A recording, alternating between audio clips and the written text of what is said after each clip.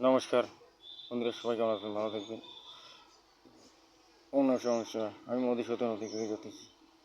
আজকে আলোচনা করব ভগবানের স্বরূপ নিয়ে। তিন স্বরূপ ভগবানকে আমরা কীভাবে চিনব? তিনটি স্বরূপ। এক আছে ব্রহ্ম, দুই আছে পরমাত্মা, তিন আছে ভগবান শ্রীকৃষ্ণ।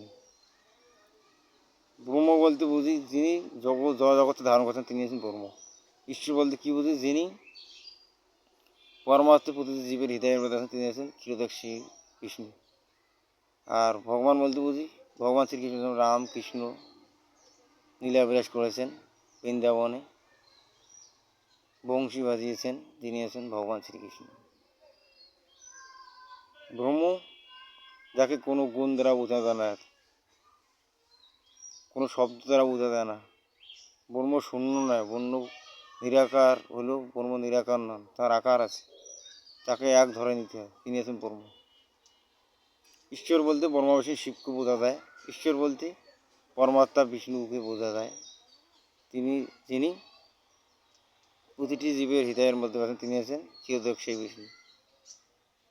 ভগবান শ্রীকৃষ্ণ যিনি বৃন্দাবনে লীলাবিলাস করেছেন, তার 64টি গুণ আছে। যেমন বেণু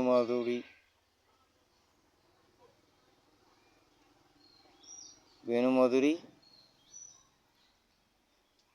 যিনি বাঁশি বাজিয়েছেন, এইরকম করে 64টি গুণ আছে তার মধ্যে 64টি আছে গুণ আছে। ভগবান বিষ্ণুর মধ্যে 60টি গুণ আছে, আমার সবাই জানি। যেমন ভগবান ব্রহ্মার মধ্যে 50টি গুণ আছে, ভগবান শিবের মধ্যে 55টি গুণ আছে। এই জন্য ভগবান শিব, ব্রহ্মা, বিষ্ণু তিনজনই ঈশ্বর। এই তিনের আরাধনাকে করলে একে আরাধনা করা হয়। এই জন্য এই ভগবানকে আমরা তিনভাবে চিনতে পারি। ব্রহ্মা বিষ্ণু শিব। এক আছে ব্রহ্ম, দুই আছে পরমাত্মা বা যাকে আমরা বিষ্ণু বলি, ক্ষীরোদক বিষ্ণু বা ক্ষীরোদক বিষ্ণু বলি, দুই।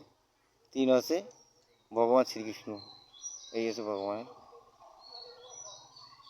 তিনটা স্বরূপ। তো নমস্কার, ভিডিওটি ভালো লাগলে সাবস্ক্রাইব করুন না।